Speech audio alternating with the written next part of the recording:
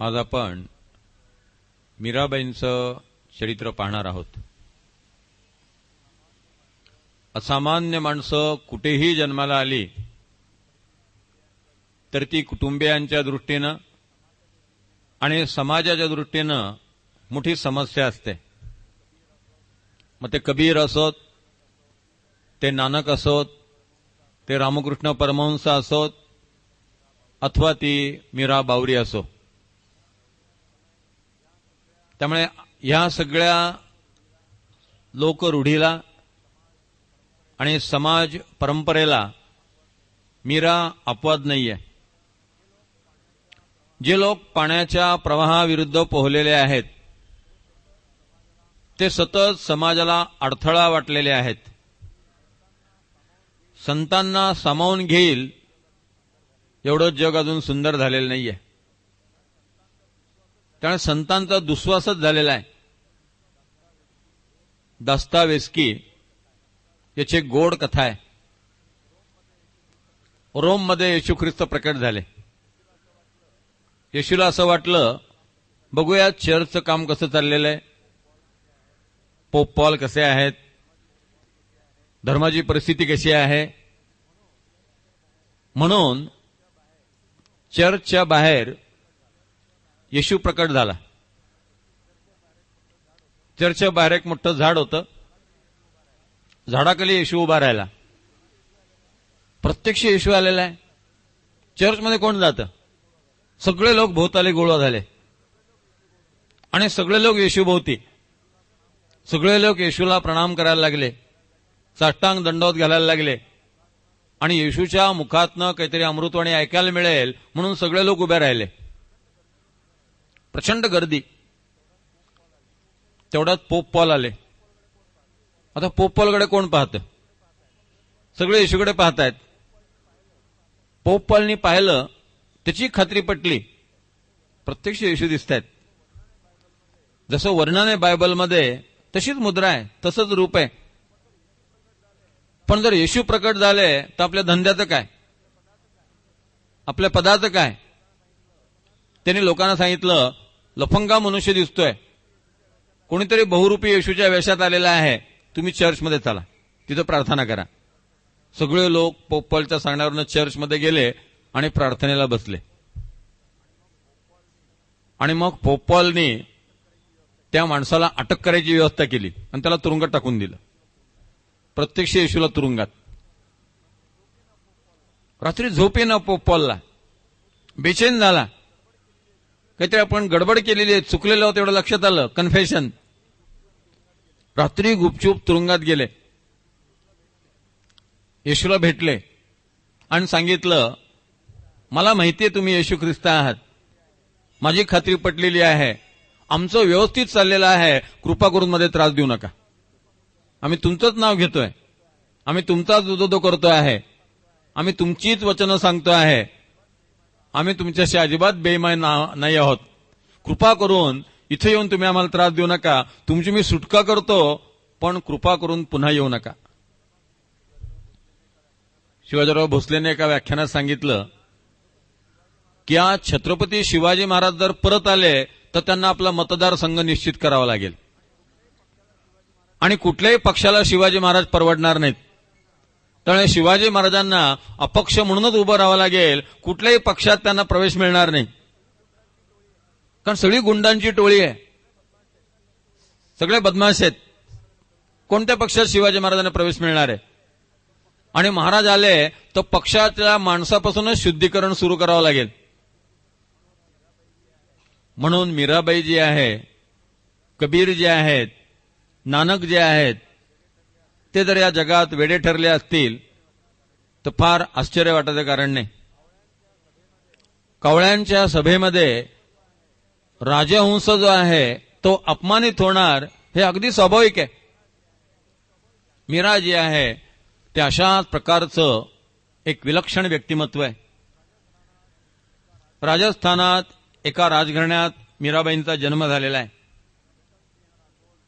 रतनसिंह राठोड हे त्यांचे वडील, कुसुम कुंवर ही त्यांची आई, जयमल राठोड हा त्यांचा भाऊ, दुधाजी राठोड हे त्यांचे आजोबा आणि जोधाजी राठोड हे त्यांचे पणजोबा. हे जोधाजी जे आहेत इतके पराक्रमी होते, त्यांनी आपल्या कर्तृत्वानं जोधपूर हे शहर बसवलेलं आहे. राजस्थानातलं जोधपूर नावाचं जे प्रसिद्ध स्थान आहे ते मीराबाईंच्या पणजोबांच्या कर्तृत्वाचा आविष्कार आहे. खुद्द मीराबाईंचे वडील जे आहेत रतनसिंह राठोड, ते नावाप्रमाणे या भूतलावरलं अनमोल रतन होते. त्यांनी मेडत इथं 12 गावांचं राज्य मिळवलं आणि राजपुतांचं एक साम्राज्य मेडतला उभं केलं. जोधपूर, अजमेर यांनी खालीमान घालावी अशा प्रकारचं हे मेडतचं साम्राज्य जे आहे ते त्यांनी उभं केलं. राजस्थानामध्ये या राठोड घराण्याचा मोठा लौकिक होता. प्रसिद्ध राजघराणं होतं. मीरा या कुळात जन्माला आलेली आहे. राजपूत म्हणजे पराक्रम, राजपूत म्हणजे क्रोध, राजपूत म्हणजे पुरुषार्थ. अशा कुळात मीरेने जन्म घेणं म्हणजे क्रोधाच्या पोटी कमळाचा जन्म होण्यासारखं आहे. अशा ह्या वीरत्वाचा वसा असलेल्या आणि परंपरा असलेल्या कुळात मीराबाईंचा जन्म झालेला आहे. लहानपणापासून ती देववेडी आहे. लहानपणी सगळीच मुलं देवाचं करतात. पुढे महाविद्यालयाचं वारं व्हायला लागलं की सगळं बदलतं आणि लग्न झाल्यानंतर सांगावं लागतं की ही लहानपणी रामरक्षा म्हणत होती आणि हा लहानपणी भीमरूपी म्हणत होता. पुढे सगळं संपून जातं. मग जरा 40 ओलांडली, संसारात संकट सुरू झाली, कटकटी सुरू झाल्या की मग ते सगळी लहानपणची आवड पुन्हा डोकं वर काढते. मग त्रिविध तापे पोळला, संसार दुःखे दुखावाला, मग पुन्हा परमार्थाकडे वळतात. मीरा जगा वेगळी आहे. ती मुलखा वेगळी पोर आहे. लहानपणी आईने तिला खेळायला म्हणून प्लॅस्टिकचा कृष्ण दिला. मीरा ही आदल्या जन्मी ललिता नावाची गोपी होती. त्यामुळे कृष्ण पाहिल्यावर तिच्या मागच्या जन्मीच्या स्मृतींना थोडासा उजाळा मिळाला. तो चिमुकला कृष्ण ती सतत आपल्या हृदयाशी धरून ठेवत असे. चतुर्भुज मूर्ती होती. जसा मीरेचा जन्म झाला तसं तिच्या आईने अंथरूण धरलं. मीरेला आईचं प्रेम कधी मिळू शकलं नाही. आई सतत आजारी असायची. 5-5.5 वर्षाची मीरा, आई अंथरुणावरती आहे. मीरा आपल्या महालाच्या टेरेसवर खेळते आहे आणि तेवढ्यात तिने बँड ऐकला, वाद्य ऐकलं आणि जिन्यापाशी आली. खालनं एक लग्नाची मिरवणूक चालली होती. रथ होता. रथामध्ये नवरा नवरी बसलेले होते. 8-9 वर्षाची नवरी मुलगी, 13-14 वर्षाचा नवरा मुलगा. मीरेने पाहिलं. बालमन विचार येऊन गेला की आपलंही असं लग्न होणार का? मग आपणही असे रथात बसणार का? मग आपली पण अशी मिरवणूक निघणार का? पण मग आपल्या शेजारी कोण असेल? आपला पती कोण आहे? कोण असेल आपला नवरा? तशीच खोलीमध्ये आली आणि तिने आईला विचारलं, आई माझा पती कोण आहे? आई शेवटचे श्वास मोजतीये. अशा अवस्थेत तिने उत्तर दिलं, बाळ हा चतुर्भुज तुझा पती आहे. चेष्टेने दिलेलं उत्तर होतं. रडनीशांनी फार सुंदर भाष्य केलं याच्यावरती. ते म्हणतात, आमची प्रवचनं वाया जातात, आईची चेष्टा कामाला आली. गमतीत दिलेलं उत्तर मीरेच्या जीवनात क्रांती करून गेलं. कृष्ण माझा पती आहे हा जो भाव मीरेमध्ये संक्रमित झाला, त्या भावापासनं मीरा खाली उतरलीच नाही. तो भाव म्हणजे तिची नशा होती. त्या क्षणापासून तिला सतत वाटायला लागलं की कृष्ण माझा पती आहे. मुजरा भावात ती कृष्णाची आराधना करायला लागली. ती सतत कृष्णाच्या चिंतनात असायची. शिवशंकर नावाचे पुराणिक होते, ते भागवत छान सांगायचे.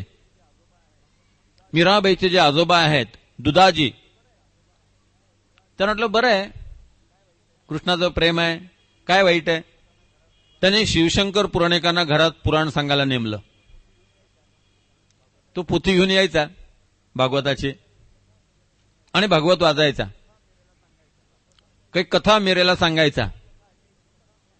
मीरा कथा ऐकायची आणि म्हणायची थांबा थांबा, ते मधलं राहिले ते सांगा.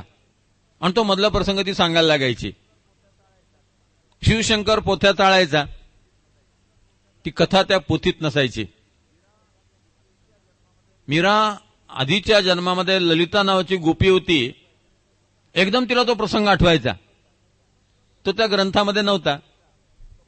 शिवशंकर म्हणायचा तू गप्प बस, असं काही घडलेलं नाहीये, पोथीत काही दिलेलं नाहीये.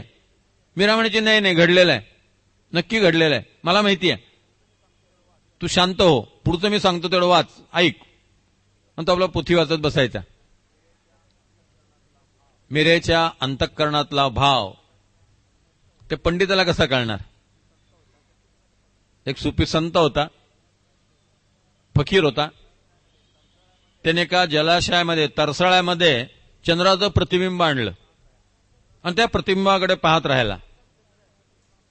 आकाशात चंद्र आहे, आकाशात पाहायला तयार नाही. त्या तरसाळ्यात चंद्राचं जे प्रतिबिंब आहे त्या प्रतिबिंबाचा अभ्यास. पंडित लोक शास्त्राचा अभ्यास करत बसतात आणि तरसाळ्यातल्या चंद्राकडे पाहत राहतात. आकाशातला प्रत्यक्ष चंद्र, खुला आकाश, छान छान तारे आणि त्या ताऱ्यात शोभून दिसणारा तो चंद्रमा, त्याचा तो गारवा, या गोष्टीचा आनंद ते घेऊ शकत नाहीत. भक्त जो आहे तो प्रत्यक्ष भगवंताला पाहू इच्छितो, त्याला आरशातलं प्रतिबिंब नको असतं. मीरा त्यातली होती. शिवशंकर पुराणिक सांगायचे, पण कृष्णाचीच कथा आहे म्हणून मीरा ऐकत राहायची. थोडं नाच करायला लागली. आजोबा दुधाची तिचे फार लाड करायचे. त्यांना म्हटलं मुलीला नाचायची आवड आहे, शिकवू नाच. एक नर्तक ठेवला गेला, त्याने मीराबाईला नाचायला शिकवलं.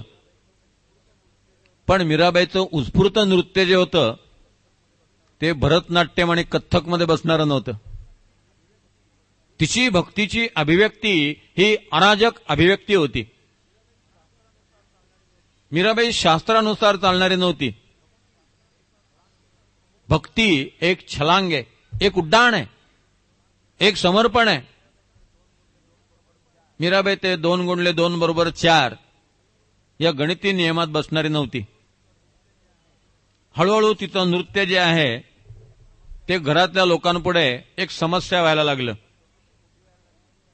कारण जसजशी मोठी व्हायला लागली, मीरा वयात यायला लागली, तसतसं राजघराण्याचे नियम, राजघराण्याची सभ्यता, राजघराण्याचा शिष्टाचार. शबरी आधीच्या जन्मामध्ये राणी होती, पण राणी असल्यामुळे ती मनसोक्त भक्ती करू शकत नव्हती. प्रोटोकॉल असतो. राष्ट्रपती, पंतप्रधान हे उत्कृष्ट कैदी असतात. कुठला कार्यक्रम घ्यायचा, किती बोलायचं, कसं बोलायचं, सगळं ते अरेंज्ड असतं. धरणाचं पाणी जे आहे ते अरेंज्ड असतं. धबधबा जो असतो तो स्वतःचा मार्ग शोधत राहतो. मीराबाई धबधबा होती, धरणाचं पाणी नव्हतं. प्लॅन्ड, अरेंज्ड, नियोजित अशा प्रकारचं पूर्वसंकल्पित काहीच नव्हतं. आणि त्यामुळे मीरा भागवतात रंगून गेली, कृष्ण चरित्रात रंगून गेली. वासंती, गौरी, हरिप्रिया, शिवानी या तिच्या मैत्रिणी होत्या. या मैत्रिणींना घेऊन ती मंदिरात जायची. कृष्णासमोर बसायची, तासनतास ध्यान करायचे. त्या ध्यानात तिला गोकुळ दिसायचं, गोपी दिसायच्या, कृष्ण दिसायच्या. त्या धुंदीमध्ये मीरा वेडी होऊन जात असे. अशा प्रकारे मीरेला हळूहळू आपला मागचा जन्म जो आहे तो आठवायला लागला. त्यात माधवेंद्रपुरी या नावाचे एक सत्पुरुष मीराबाईंच्याकडे आले. या सत्पुरुषांकडे गोपालकृष्णाची अतिशय सुंदर मूर्ती होती. पंचधातूंची मूर्ती होती. रोज तिला स्नान, अभिषेक, वस्त्र, अत्तर, फुलं, यथासांग पूजा असायची. त्यांच्या झोळीत ती मूर्ती होती. अतिशय गोड अशी हातात मुरली असलेली कृष्णाची मूर्ती होती. देवड्या पायात कृष्ण उभे आहेत आणि ओठावरती मुरली आहे. मीरेने ती मूर्ती पाहिली आणि मीरेचा भाव आणखी प्रबळ झाला. तो कृष्ण पाहिला पाहिला तिला रासक्रीडा आठवायला लागली. 8 दिवस माधवेंद्रपुरी त्यांच्याकडे निवासाला होते आणि मीरेने अतिशय मनापासून त्यांची सेवा केली होती. चिमुकल्या मीरेला माधवेंद्रपुरी महाराज म्हणाले की बाळ, तुला काय बक्षीस देऊ? तू माझी सेवा केलीस. ती म्हणाली, तुम्ही द्याल? हो म्हटले, देण्यासारखं असेल तर नक्की देईन. माझ्या जवळ असेल तर नक्की देईन. तू राजघराण्यात एकदम काहीतरी मागशील. अगर मेरे बस की बात हो तो जरूर दूंगा. माझ्या कवेतलं पाहिजे, कक्षेतलं पाहिजे. ती म्हणाली, मला ते गोपालकृष्ण द्या. तुम्ही ते देऊ शकता? ते म्हणलं, नाही, गोपालकृष्ण तुला नाही मिळणार. माधवेंद्रपुरी निघून गेले. मीरा जेवेना. मीरेची अन्नावरली वासना उडाली. जोपर्यंत गोपालकृष्ण परत येत नाही, तो मिळत नाही, तोपर्यंत मीरेला चैन नाही. घरातले लोक सांत्वना करतायत, समजूत घालतायत. आता त्या संन्याशाला शोधायचं कुठे? इथून निघून गेलेले आहेत, पण कुठल्या दिशेला गेले, कोणत्या गावात गेले काय माहिती. साधू लोकांचा काय भरोसा असतो, फिरत असतात. कुठे शोधायचं त्याला? मीरा 2 दिवस जेवलेली नाहीये. मला गोपालकृष्ण पाहिजे. मूर्तीवर अधिकार त्या माणसाचा असतो ज्याचं त्या मूर्तीवरती प्रेम आहे, ज्याला त्या मूर्तीबद्दल भक्ती आहे. दुर्दैवाने सगळी तीर्थस्थानं जी आहेत ती ट्रस्टींच्या ताब्यात आहेत आणि भक्त त्या ठिकाणी उपेक्षित अवस्थेत पाहायला मिळतात. भक्ताला तिथं स्थान नाहीये, विश्वस्तांना स्थान आहे. पण भगवंतावर अधिकार त्याचा असतो जो भगवंतावरती प्रेम करतो. रात्रीची वेळ, माधवेंद्रपुरी झोपलेले आहेत. स्वप्नात गोपालकृष्ण आले आणि गोपालकृष्णाने सांगितलं, ज्या मुलीने मला मागितलं होतं त्या मुलीला मला देऊन टाक. तुझा आणि माझा ऋणानुबंध संपलेला आहे. मला त्या मुलीची सेवा हवी आहे. आता दृष्टांतच झाला, नाईलाज होता. 3ऱ्या दिवशी मीरा पोटात अन्नाचा कण नाही, पाण्याचा थेंब नाही, व्याकुळ झालेली आहे. अशा वेळेला माधवेंद्रपुरी आले आणि त्यांनी मीरेला सांगितलं की बाळ, या गोपालकृष्णाला तुझ्याकडे राहायचंय. तुझा या गोपालकृष्णावरती अधिकार आहे. मी त्याशी तुला नाही म्हटलं, पण आज माझा पराभव झाला. कृष्णानेच मला सांगितलं मला तिच्याजवळ राहायचंय. तर ती मूर्ती मीरेला देऊन टाकली. कृष्णाची ती मूर्ती नव्हती.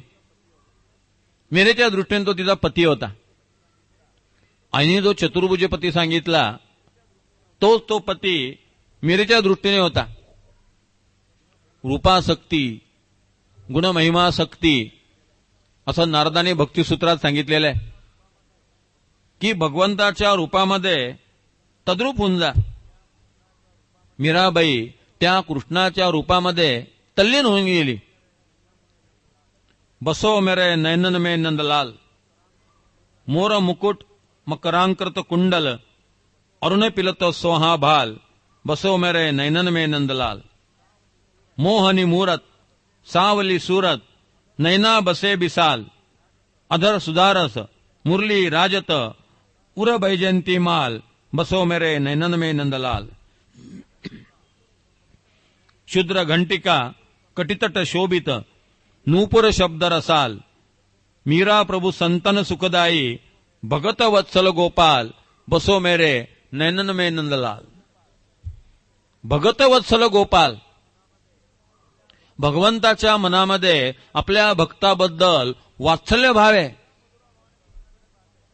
मीरा मधुरा भावाने कृष्णाकडे पाहते आणि कृष्णाच्या मनामध्ये मीरेबद्दल वात्सल्य भाव आहे. मीरा जी आहे तिच्या डोळ्यात कृष्ण बसला. वैजंती माला, गळ्यात वैजंती माला आहे. ही वैजंती माला जी आहे त्याच्यातल्या प्रत्येक मण्याचे 5 रंग असतात. एकाच वेळेस इकडून तिकडून पाहिले की 5 रंग दिसतात. रात्री आकाशात काही काही तारे असतात, त्यांचे रंग सारखे बदलत असतात. मध्येच केशरी दिसतो, मध्येच पिवळा दिसतो, मध्येच हिरवा दिसतो. रात्री असे वेगवेगळे तारे आकाशात पाहायला मिळतात. हा जो मणी आहे याला एकाच वेळेस 5 रंग आलटून पालटून दिसत राहतात. 5च रंग का? आणि 5 रंगांची वैजंती मला कृष्णाच्या गळ्यात का? याचा अर्थ 5 इंद्रिय जी आहेत ती कृष्णाला अर्पण. 5 इंद्रियांचे विषय जे आहेत ते कृष्णाला अर्पण. आता कृष्णाशिवाय मला काही माहिती नाही. माझी 5ही ज्ञानेंद्रिये, 5ही कर्मेंद्रिय, माझं अंतःकरण पंचक, माझं पंचभौतिक शरीर, माझे पंचप्राण म्हणजे ती वैजंती माला आहे. एक एक मणी म्हणजे एक एक पंचक आहे आणि सगळं कृष्णाच्या गळ्यात. याचा अर्थ तदर्पिता अखिल आचारिता, तद्विस्मरणे परमव्याकुलता. सगळं मीराने आपलं कृष्णाला अर्पण केलं. ती सतत रडते आणि कृष्णाला हाक मारत राहते. लहान मुलाला बोलता येत नसतं. लहान मुलाची भाषा असते ना ती रडण्याचीच असते. ते झोपेतनं उठलं की आई कुठे म्हणून म्हणत नाही किंवा आई म्हणून हाक मारत नाही. ते रडायला सुरुवात करतं. मूल रडायला लागलं की आई ओळखते ते उठलेलं आहे. आणि मुलाला माहिती असतं आपला मेसेज आईपर्यंत पोहोचवण्याचा एकच मार्ग आहे आणि ते म्हणजे रोडणं, ते म्हणजे ओरडणं. मीरा जी आहे ती सतत कृष्णासमोर रडत राहते. फक्त अश्रूंची भाषा भगवंताला समजते. मीरा जी आहे ती अश्रूंच्या भाषेमध्ये भगवंताशी बोलत राहते. कृष्ण माझा पती आहे हा भाव तिचा इतका दृढ आहे की गणगौरीचा सण आहे, राजपूत स्त्रियांचा सण आहे, त्यातल्या त्यात कुमारिकांचा. आणि त्यातल्या त्यात राजघराण्यातल्या स्त्रियांच्या बाबतीत तर बोलायला नको.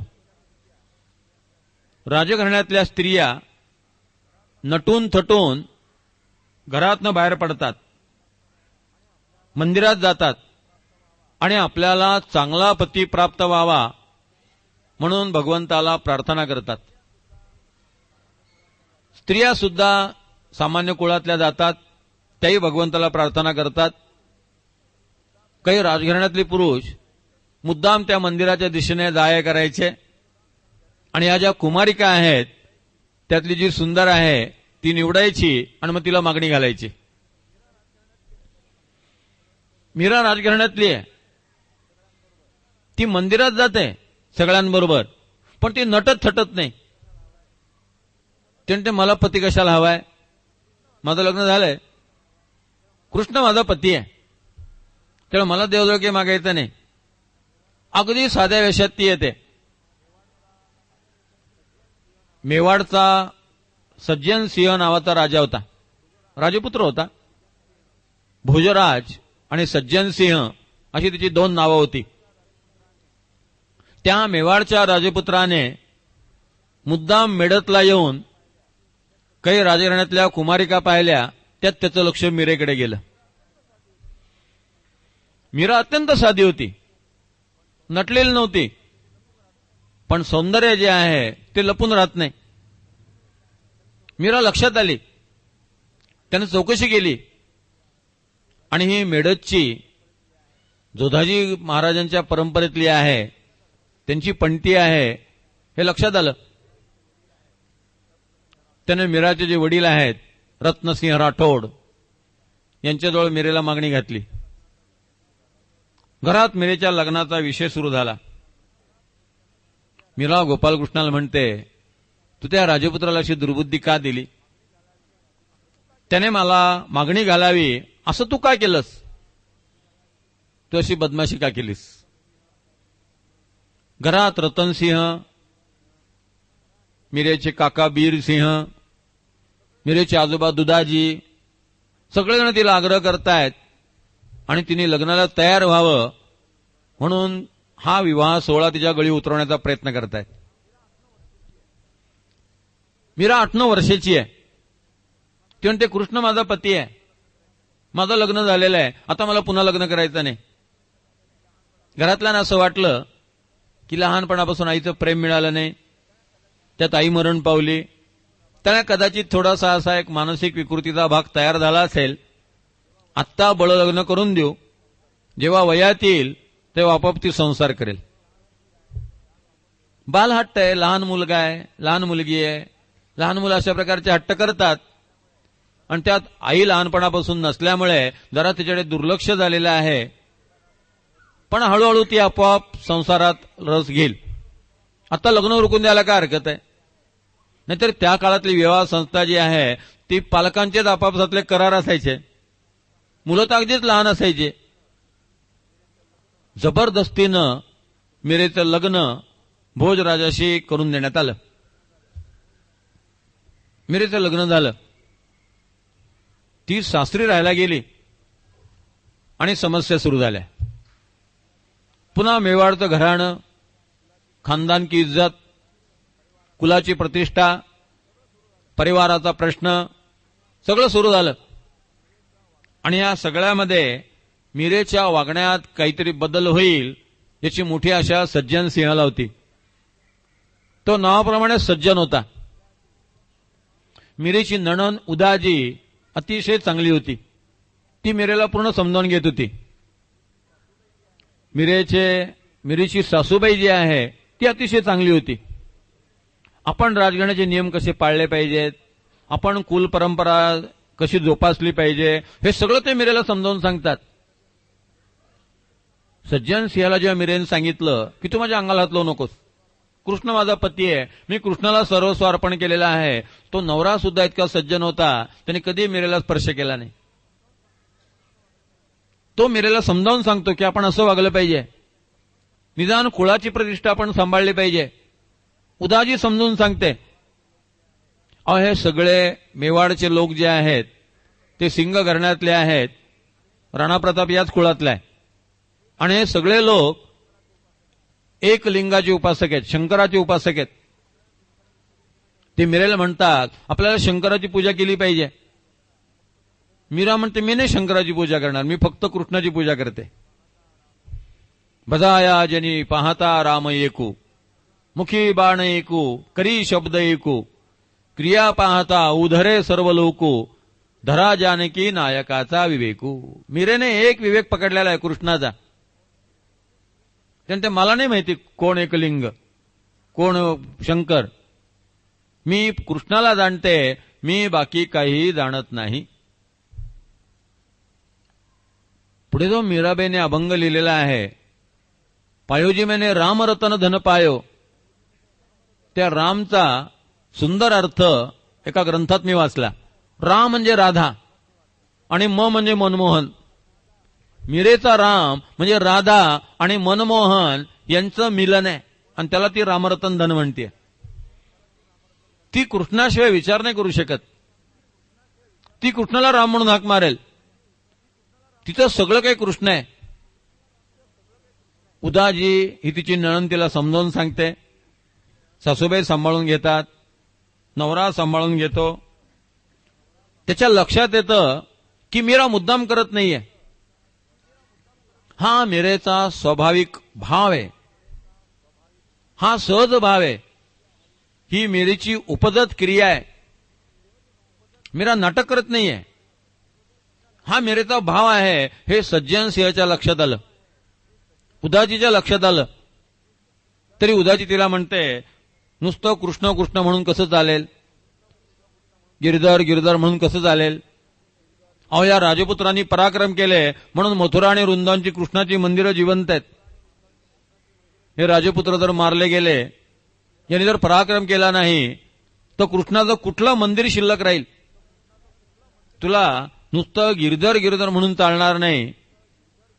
या राजपुत्रांची पराक्रमाची भाषा तुला समजावून घेतली पाहिजे. तू त्या कुळातली आहेस, त्या राजपुत्राला तू समजावून घेतलं पाहिजे. मीरेला सगळं पटतं, तसं वागायचा ती प्रयत्न करते. पण मागच्या जन्मीची ललिता डोक्यात शिरली की मीरा संपली. आपोआप तिचे पाय त्या ठिकाणी जायचे, आपोआप ती कृष्णाच्या मंदिरात जायची, नृत्य करायला लागायची. 4 माणसं मंदिरात बसलेले असायचे.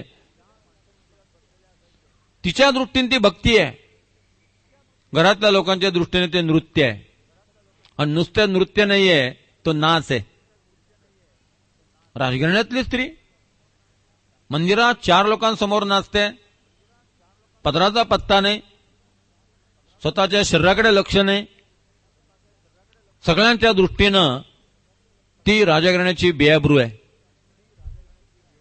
ती राजघराण्याची अप्रतिष्ठा आहे. मीरेला काही सुचत नाही. मीरेचा भाव दाटून आला की मीरा निघाली, की मीरा नृत्य करायला लागायची. सगळ्यांनी समजावून सांगितलं, तू चांगला पोशाख करत जा. किती दागिने घरात पडलेले आहेत, किती प्रकारची वस्त्र आहेत, काय वैभवाला कमतरता आहे. मीरा अगदी साधी राहते. ती म्हणते, मी गोपी आहे. गोपी साध्या होत्या, सामान्य कुळातल्या होत्या. म्हणून शबरीनं गंगा नदीत देहत्याग केला आणि गंगामातेला प्रार्थना केली की पुढच्या जन्मी मला राजघराण्यात जन्म देऊ नको, साध्या कुळात जन्म दे. म्हणून शबरी पुढच्या जन्मी भिल्ल कुटुंबात जन्माला आली आणि ती शबरी भिल्लीन झाली आणि त्यामुळे तिला रामाची मनसोक्त भक्ती करता आली. मीरेचा भाव आणि तिचं भावविश्व अशा प्रकारचं विलक्षण आहे. अहो, जेव्हा कृष्ण जन्म असायचा तेव्हा मीरेची अवस्था जी आहे ती अवर्णनीय होऊन जायची. प्रकट भयो भगवान, नंदाजी के घर नौबत बाजे, टाळ मृदंग और तान, सब ही राजे मिलन आवे, छोड़ दिए अभिमान. मीरा के प्रभु गिरिधर नागर, निशिदिनी धरीजे ध्यान. प्रकट भयो भगवान, परमेश्वर प्रकट झाला.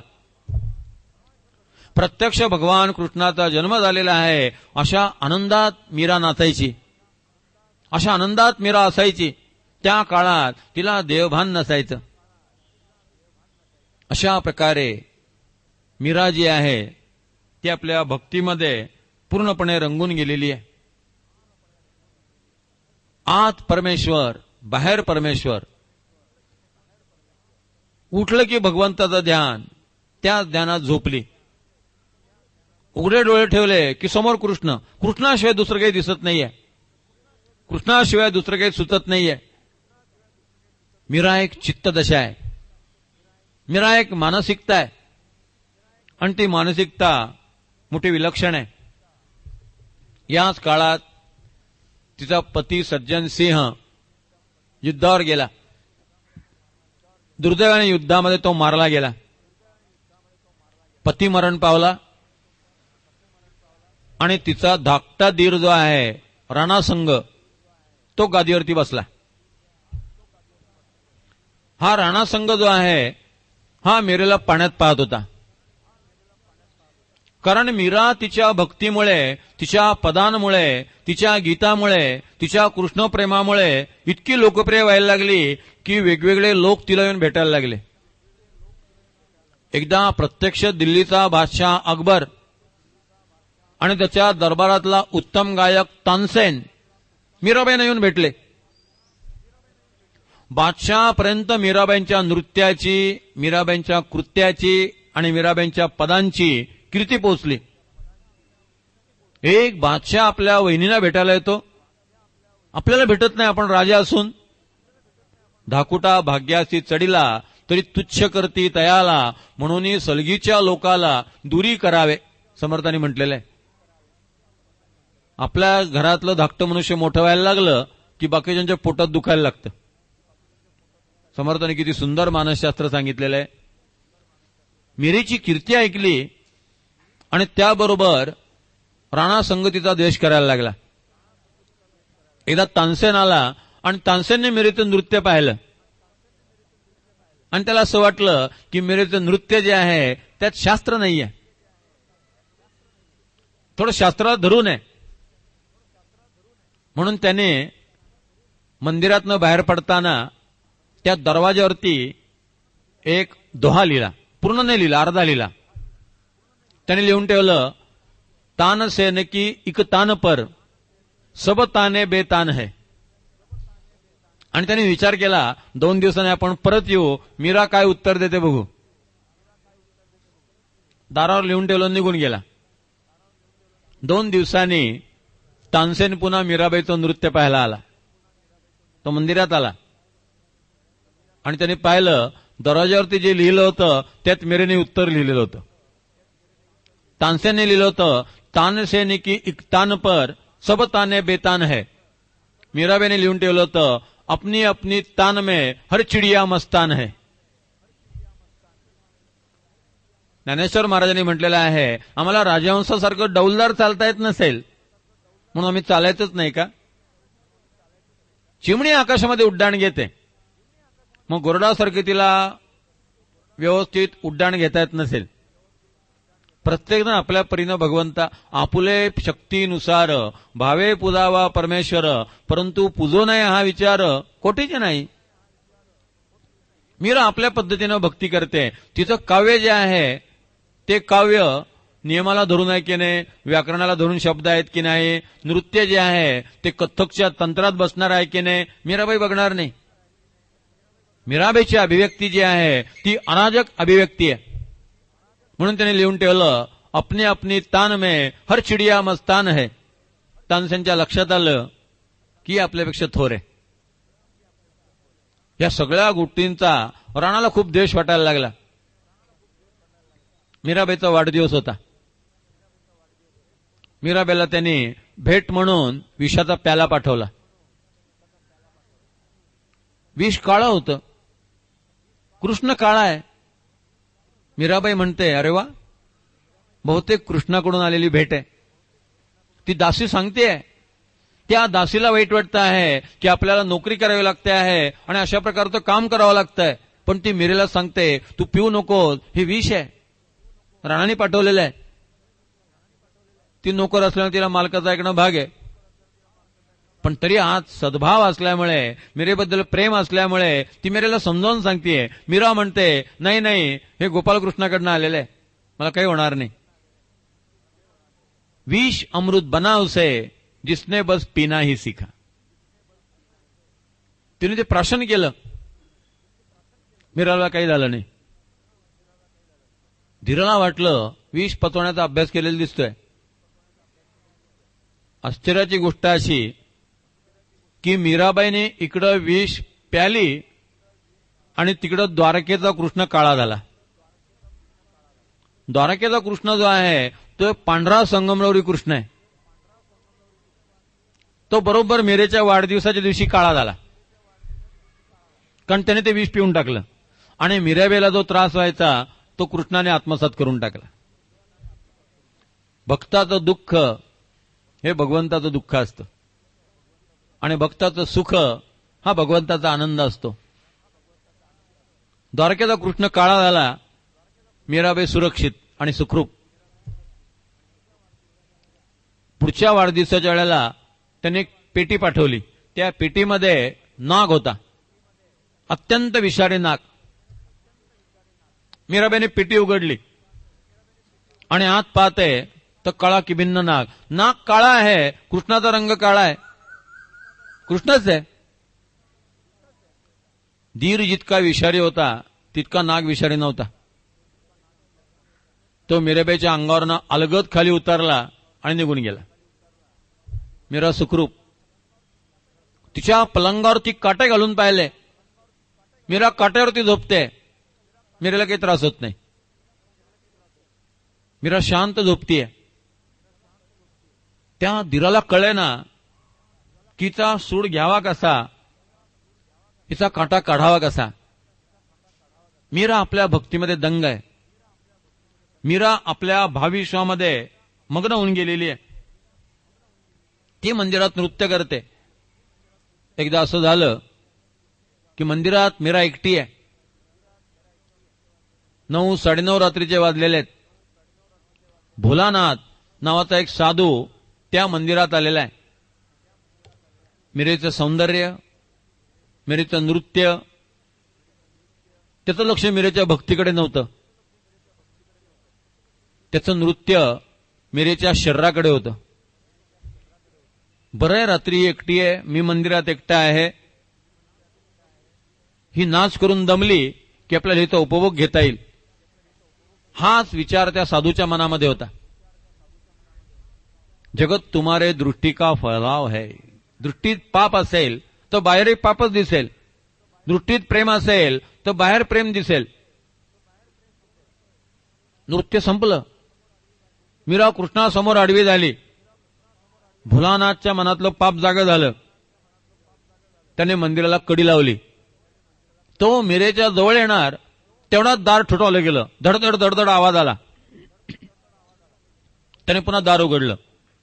एकदम 5-6 संन्यासी आले आणि ते म्हणाले, आज हम रात को मंदिर में यहां रुकने वाले हैं. भोलानाथच्या मनातला जो डाव होता तो आपोआप उधळला गेला. संन्यासी अचानक कसे आले. सदा चक्रवाका सीमार्तंड दैसा, उडी घालितो संकटी स्वामी तैसा. हरी भक्तीचा घाव गाजे निशाणी, नुपेक्षी कदा देव भक्ताभिमानी. जो भगवंतावर तेवढा अवलंबून आहे त्याचं रक्षण करण्याकरीत भगवंताला पर्याय नसतो. कृष्णानेच 5-6 संन्याशांचं रूप घेतलं आणि कृष्ण त्या मंदिरात आला आणि भोलानाथचा बंदोबस्त केला. मीराबाईला संरक्षण मिळालं. मीराबाई भगवंताजवळ वेगवेगळी पद म्हणती आहे आणि गाणं गाती आहे. तिचा भाव तिच्या धीराला कळत नाही. त्यामुळे ती म्हणती, हरी मैं तो प्रेम दीवानी, मेरा दर्द न जाने कोय. घायल की गति घायल जाने, जो कोई घायल होय. जोहरी की गति जोहरी जाने, जो कोई जोहरी होय. सूली ऊपर सेज हमारी, किस बिद निंदिया होय. गगन मंडप पर सेज पिया की, किस बिद मिलना होय. दर्द के मारे बन बन भटकू, वैद्य मिले नहीं कोय. मीरा के प्रभु पीड़ मिटेगी, जब वैद्य सावली सूरत होय. हरी मैं तो प्रेम दीवानी, मेरा दर्द न जाने कोय. माझी मानसिकता कोणालाच कळू शकणार नाही. जोपर्यंत भगवान कृष्ण मिळत नाही तोपर्यंत मला कशात रस वाटत नाही. झूठे माणिक, झूठे मोती, झूठी सब जग ज्योती. झूठा सब आभूषण, साची पिया की पोती. कृष्ण फक्त खरा आहे. हे अलंकार, हे वैभव, हे दागदागिने, हे सगळं जे आहे हे सगळं खोटं आहे. मीरेने विचार केला, किती दिवस राहायचं या ठिकाणी. हा महाल, ही महालाची तथाकथित प्रतिष्ठा, हे तथाकथित वैभव. असं सांगितलं जातं की मीरेने संत तुलसीदास यांना पत्र पाठवलं आणि गोस्वामी तुलसीदासांनी मीरेला सल्ला दिला की तुम्ही राजघराणा सोडा आणि निघून जा. तुम्ही बैरागी बना आणि वेगवेगळ्या मंदिरामध्ये राहा. मथुरेला जा, वृंदावनला जा, द्वारकेला जा आणि ज्या ठिकाणी कृष्णाची स्थानं आहेत तिथं तुम्ही कृष्णाच्या भक्तीत डुबून जा. तुलसीदासांचं पत्र मिळालं आणि मीराबाईंनी घर सोडायचं ठरवलं. तिची नणंद उदाजी तिला समजावून सांगते आहे की तू आता जाऊ नको, इथंच राहा. मीरेने विचार केला, आपल्याला समजून घेणारा आपला पती म्हणजे लग्नाचा पती मरण पावला, आजोबा मरण पावले, आपल्यावर प्रेम करणारी आपली आई आधीच मरण पावली, वडील मरण पावले, आपला भाऊ मरण पावला, आता कोणासाठी राहायचं? आणि या घराण्यात तरी कशासाठी राहायचं? आपला धीर आपला द्वेष करतो आहे, तो आज सत्तेवरती आहे, त्याच्या अंकितीत राहायचं किती दिवस? आणि खरंच जर आपल्यामुळे या सगळ्या लोकांना त्रास होतो आहे तर आपण या ठिकाणाहून निघून झालेलं बरं. तिने आपला सगळा भरोसा जो आहे तो कृष्णावरती सोपवला. मेरे तो गिरधर गोपाल दुसरा नकोय, मात पीत बंधू भगिनी आपना नकोई, छांड गई कुलकिरीत का करे अब कोई, मेरे तो गिरधर गोपाल दुसरा नकोय. आता या जगात कृष्णाशिवाय माझं कोणी नाही. संतन डिग बैठ बैठ लोकलाज खोई, निर्लज्ज झाल्याशिवाय सत्संग होऊ शकत नाही. सत्संग म्हणजे लोकलाज सोडून द्यावे लागते, समाजाची पर्वा सोडून द्यावी लागते, जनतेचा विचार सोडून द्यावा लागतो. कबीर म्हणतो, कबीरा खडा बाजार में लियो पसारे हात, जो अपना घर जलाए चलो हमारे साथ. कोण कबीरा बरोबर जायला तयार आहे? कबीर म्हणतात, ज्याला आपल्या घरावरती निखारा ठेवायचा आहे त्याने आमच्या बरोबर यावं. मन लागो मेरो यार फकीरी में, जो सुख पाया गरीबी में वह सुख नहीं अमीरी में, मन लागो मेरो यार फकीरी में. कबीराची चित्तदशा मीराबाईंना प्राप्त झालेली आहे. मीरा बन गई जोगन, मीरा हो गई मगन, वो तो गली गली हरी गान गाते चली.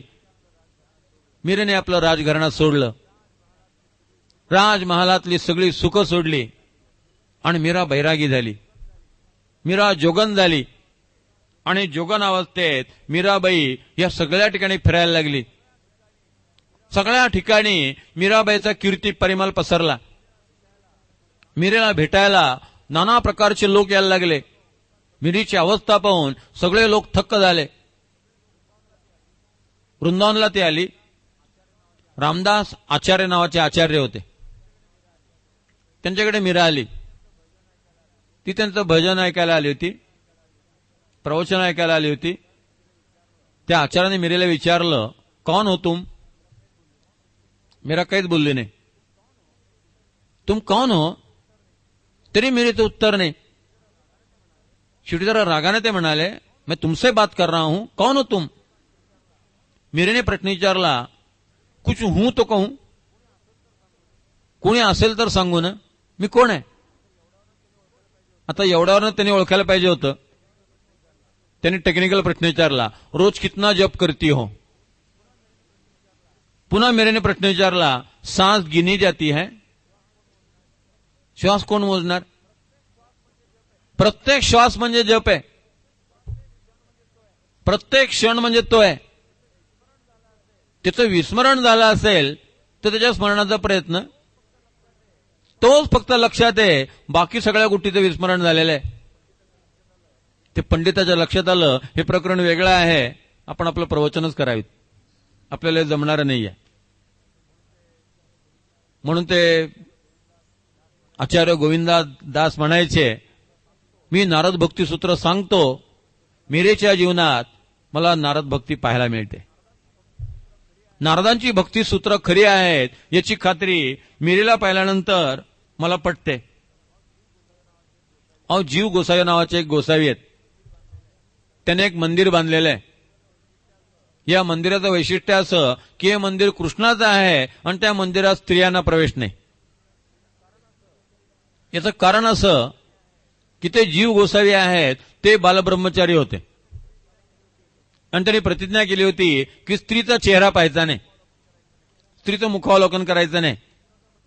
आणि म्हणून कृष्णाचं मंदिर बांधलं, एक द्वारपाल ठेवला आणि त्याला सांगितलं, स्त्रीला आत प्रवेश वर्ज्य, स्त्री आत घ्यायच्या नाहीत. आता कृष्णाच्या मंदिरात स्त्रियांना प्रवेश वर्ज्य हा कृष्णावरतीच अन्याय आहे.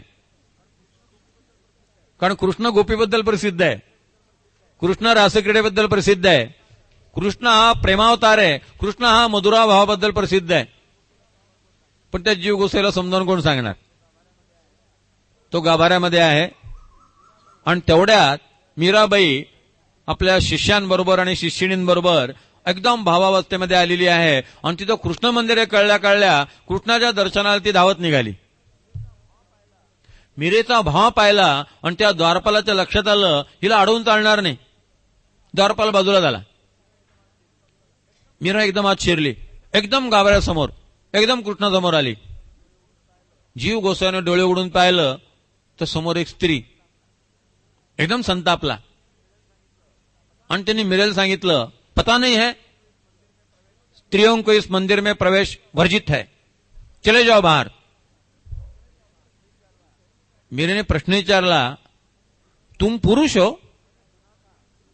मैंने सुना था इस संसार में एक ही पुरुष है, भगवान श्री कृष्ण, बाकी सब प्रकृति है, बाकी सब नारी है. दो पुरुष हो सकते हैं, प्रकृति अनेक हो सकती है, पुरुष तो एक ही है, गोपाल कृष्ण, दूसरा पुरुष ही नहीं है. तुम स्वयं को पुरुष मानते हो, तुम प्रकृति नहीं हो. मीरेचा तो प्रश्न, मीरेचा तो भाव पाहिला आणि जीव गोसाईने मीरेचे पाय धरले. वृंदावन, मथुरा, गोकुळ या ठिकाणी मीरा फिरतीये, झाडांना आलिंगन देतीये. ब्रह्मगिरीच्या डोंगरावर तिचा जन्म झाला होता, त्या ब्रह्मगिरीला ती गेली. सगळ्या कृष्णाच्या लीला तिला आठवत आहेत. ती भाव तन्मय अवस्थेमध्ये आहे. ती देवपदावर यायलाच तयार नाहीये. ललिता नावाची गोपी असताना तिथं ज्या ज्या लीला घडल्या होत्या त्या सगळ्या तिला आठवत आहेत. मनुष्याला मागचा जन्म केव्हा तरी आठवतो. अशा प्रकारच्या घटना आपण कधी कधी वर्तमानपत्रात वाचतो, काही मासिकांमधून सुद्धा लेख येतात. मीरेच्या बाबतीत तसं झालं. त्यामुळे मथुरा, वृंदावन, गोकुळ ह्या सगळ्या ठिकाणी ती होतीच. माता शारदा देवींच्या जीवनातला प्रसंग आहे, अलीकडच्या काळातला. शारदा माता वृंदावनला गेल्या होत्या. जिथं कृष्णाने रासक्रीडा केली त्या ठिकाणी शारदा देवींना भावावस्था प्राप्त झाली. त्या नृत्य करायला लागल्या, फुगडी खेळायला लागल्या आणि मोठमोठ्याने त्या सगळ्या गोपींना हाका मारायला लागल्या. अगं ये वासंती, अगं ललिता ये, अमुक ये, तमुक ये, सगळ्या गोपींना हाका मारत असताना शेवटपर्यंत त्याने राधेला हाक मारली नाही. माताजींना एका त्यांच्या भक्ताने विचारलं, आई सगळ्यांना हाका मारता आहात, राधेला हाक मारा ना. तेव्हा माताजी एकदा म्हणाल्या, अगं मीच राधा आहे, तुला माहिती नाही का? त्या राधा होत्या, ते त्यांना सगळं आठवलं. मीरा काही काळ तिथं राहिली, पण मीरेला मथुरा, वृंदावन, गोकुळ या ठिकाणी फार थारा मिळाला नाही. तिचा भाव हा बाकीच्यांच्या दृष्टीनं एक वेडेपणा होता. आणि मीरा जी आहे ती कुठल्याही टेक्निकल गोष्टीमध्ये अडकणारी नव्हती. मीरेने तोही भाग सोडला आणि ती द्वारकेला निघाली. वेगवेगळे लोक तिला भेटायचे आणि तिला विचारायचे, तुमचे गुरु कोणते, तुमचा संप्रदाय कोणता, तुमचा मंत्र कोणता. मीरा म्हणायची, मला एकच माहिती आहे, मी परमेश्वरावर प्रेम करते, मला बाकी कुठले मंत्रमिंत्र माहिती नाहीत. प्रेमाचाही संप्रदाय असतो, प्रेमाचेही काही मंत्र असतात. प्रेम हे फक्त प्रेम असतं आणि मला फक्त कृष्णाचं प्रेम माहिती आहे, बाकी मला काही माहिती नाही. हरिगुण गावत नाचूंगी, अपने मंदिर में बैठ बैठ कर गीता भागवत वाचूंगी, ज्ञान ध्यान की गठड़ी बांध कर हरिहर संग में नाचूंगी, मीरा के प्रभु गिरिधर नागर सदा प्रेमरस चाखूंगी. मी सतत भगवंताच्या प्रेमरसामध्ये राहणार. ज्ञान ध्यान की गठडी बांध कर, ज्ञान आणि ध्यान हे दोन्ही एका काठडीत ठेवलं आणि टाकून दिलं. हरिहर संग में नाचूंगी, मी कृष्णाबरोबर नाचत राहणार. म्हणून रजनीशाने म्हटलेलं आहे, मीरा गाई जा सकती है, मीरा कहीं नहीं जा सकती. मीरा नाची जा सकती है, मीरा बोली नहीं जा सकती. मीरा नाचते, ते हे ध्यान बिन मला माहिती नाही, मला हे बाकी टेक्निकल काही गोष्टी माहिती नाहीत, मला ज्ञान माहिती नाही, शास्त्र माहिती नाही, ग्रंथ माहिती नाहीत, या सगळ्या गोष्टी मी कधीच केल्या नाहीत. तिला माहिती आहे आपण ललिता आहोत, आपण कृष्णाची गोपी आहोत. त्या भावामध्ये ती शेवटपर्यंत राहिलेली आहे. आणि या सगळ्या ठिकाणी फिरत फिरत मीरा शेवटी द्वारकेला येते. द्वारकेत मीरा पोहोचली. तिने ऐकलं होतं की द्वारकेचा कृष्ण जो आहे तो गोरापान आहे, संगमरवरी आहे, गोरीपान मूर्ती आहे, तो काळा नाही आहे. आणि मंदिरात येऊन पाहते तो कृष्ण काळा. तिला आश्चर्य वाटलं. तिने पुजाऱ्याला विचारलं, हा कृष्ण काळा कसा काय पडला? हा तर गोरा आहे ना. त्या पुजाऱ्याने सांगितलं, तो दिवस त्याने सांगितला की ह्या दिवशी कृष्ण एकदम काळा झाला. 2 वर्ष झाले. मीराला एकदम आठवलं की 2 वर्षापूर्वी आपण विष प्राशन केलं होतं. आपला वाढदिवस होता, धीराने विष पाठवलं होतं, आपल्याला काहीच त्रास झाला नाही कारण कृष्ण काळा झाला. ते सगळं विष कृष्णाने पचवलं आणि तिच्या लक्षात आलं की आपलं स्थान हेच आहे. ज्या कृष्णासाठी आपण वेड्यासारखे फिरत होतो तो आपला कृष्ण जो आहे तो हा द्वारकेतला कृष्ण आहे. मीराबाई द्वारकेत स्थिरावली. सगळ्या ठिकाणी मीरेची कीर्ती पोहोचलेली आहे.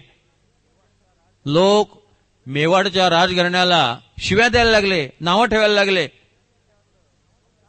त्यांनी विचारलं, अहो काय करत आहात तुम्ही? तुमच्या घराण्यामध्ये एवढी थोर स्त्री जन्माला आलेली आहे, ती वणवण हिंडते आहे, गावागावात हिंडते आहे, तुम्हाला एक बाईला सांभाळणं जड आहे? धिक्कार होतो तुमच्या साम्राज्याचा, धिक्कार होतो तुमच्या वैभवाचा. एक भक्त तुमच्या घरात राहू शकत नाही, एक भक्त तुम्हाला जड व्हावा. सगळे लोक त्यांच्या तोंडात शेण घालायला लागले. दरम्यान राणासंग मरण पावला. त्याचा मुलगा उदयसिंग गादीवरती आला. या उदयसिंगाने मीरेला आणण्यासाठी 2 माणसं पाठवली. मीरेने त्या 2 माणसाला हात हलवत परत जायला लावलं. उदयसिंगाने 30-40 माणसांचं एक पथकच पाठवलं आणि त्यांना सांगितलं, मीरेला पालखी मी पाठवतो आहे, तिला सन्मानपूर्वक परत आणल्याशिवाय तुम्ही यायचं नाही. त्यांनी मीरेला सांगितलं की आम्हाला असा आदेश आहे की तुम्हाला भेटल्याशिवाय आणि आणल्याशिवाय आता परत यायचं नाही. आता आमच्या नोकरीचा प्रश्न आहे, आमच्या आयुष्याचा प्रश्न आहे, तुम्हाला आलंच पाहिजे. उदयसिंगाने मीरेला पत्र लिहिलं होतं. त्या पत्रात क्षमा मागितली होती की माझ्या वडिलांकडून, आमच्या पूर्वजांकडून जे अपराध झाले असतील त्याबद्दल आम्हाला क्षमा करा. हे तुमचंच निवासस्थान आहे, तुम्ही तर परत या. मीराबाईंनी त्यांना सांगितलं, तुम्ही बाहेरच थांबा, मी कृष्णाला विचारते आणि तुम्हाला सांगते. तुम बन मेरी कौन खबर ले, राखो लाज हमारी, गोवर्धन गिरधारी, मोर मुकुट पी तांबर शोभे, कुंडल की छवि न्यारी रे, भरी सभा में द्रौपदी ठारी, राखो लाज हमारी रे, मीरा के प्रभु गिरधर नागर, चरण कमल बलिहारी रे, तुम बन मेरी कौन खबर ले, राखो लाज हमारी रे. तू आता मला निर्णय दे. आजपर्यंत मी तुझ्यावरती एक तर्फी प्रेम केलं, आता तू मला काहीतरी दाद दे. आजपर्यंत तू माझी कधी बोलला नाहीस, आजपर्यंत तू मला कधी निर्णय दिला नाही, मी कधी अपेक्षा केली नाही. आज माझ्या जीवन मरणाचा प्रश्न आहे, मला माझ्या राजघराण्यात परत जायचं नाही. सीता एकदा वाल्मिकींच्या आश्रमात आली, ती पुन्हा अयोध्येची सम्राज्ञी झाली नाही. वाल्मिकींबरोबर अयोध्येत आली, कुशा आणि लवाला रामाच्या स्वाधीन केलं, पण सीता भूमीत निघून गेली. ती पुन्हा अयोध्येत राहिली नाही, त्या सिंहासनावर ती पुन्हा कधी बसली नाही. मीरा जी आहे ती पुन्हा आपल्या घरी जाऊ इच्छित नाही, पण घरचे लोक आता अशा हट्टाने आलेले आहेत की तिने घरी आलंच पाहिजे. ती कृष्णाला म्हणते, तुम्हाला आता निर्णय दे. आणि तेवढ्यामध्ये कृष्ण प्रत्यक्ष प्रकट झाले. तिने आपलं हृदय उघडं केलं. मीराबाई कृष्णाच्या हृदयात शिरली. कृष्णाची मूर्ती पुन्हा पाषाणाची मूर्ती झाली.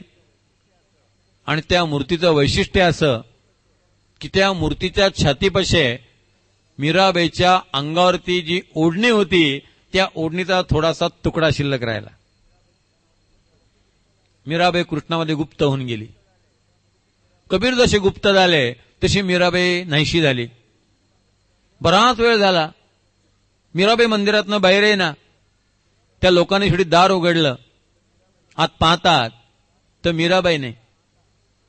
कानोपात्रा अशीच गुप्त झालेली आहे. ती तरुण होती. तिने तिची आई नर्तकी होती, वरांगना होती. कानोपात्र्याने सुद्धा नृत्य करावं म्हणून बादशहाने तिला आमंत्रित केलं होतं. ती नाही म्हटल्यानंतर तिला कैदी करण्यात आलं. वाटेत पंढरपूर होतं.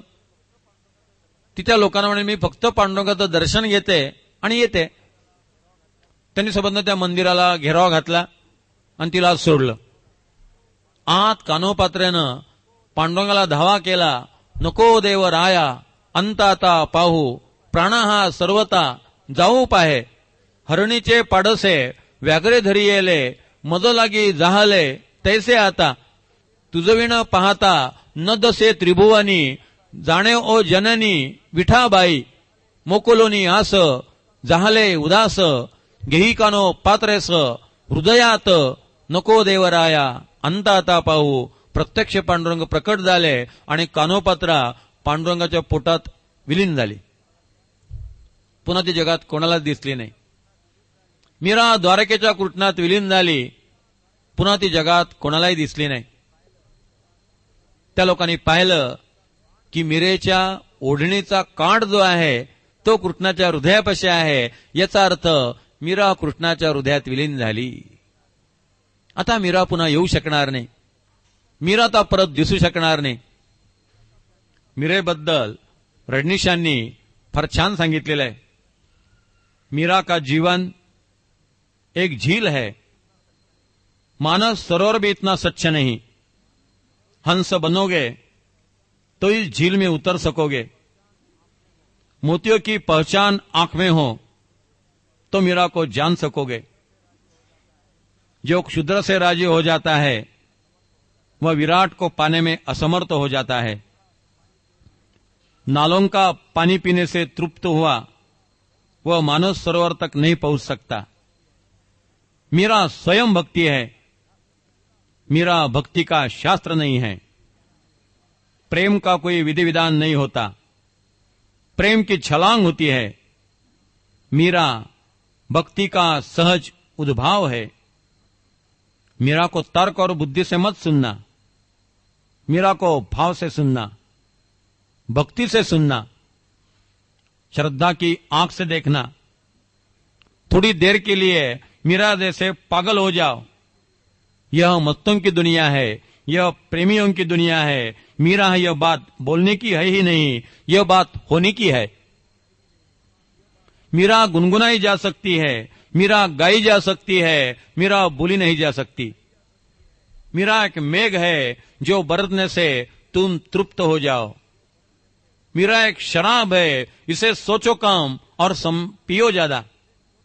मीरा का तराना प्रेम का तराना है. मीरा के पद भाव की अराजक अभिव्यक्ति है. जब उठा भाव गाया, जैसा उठा भाव वैसा गाया. मीरा को जानने के लिए अंतर्भाव पर्याप्त है, अंतर्भाव प्रमाण है. अगर मीरा को जानना है तो थोड़ी देर के लिए मीरा बनो. मीरा बने बिना मीरा जानी नहीं जा सकती. मीरा बने बिना मीरा गाई जा नहीं सकती. मीरेचं असं एक अद्भुत चरित्र आज आपण पाहिलं. परमेश्वराला अशी प्रार्थना करावीशी वाटते, पुन्हा जर जन्म असेल तर मला प्रवचनकार करू नको, मला मीरा बनवून टाक. जय जय रघुवीर समर्थ.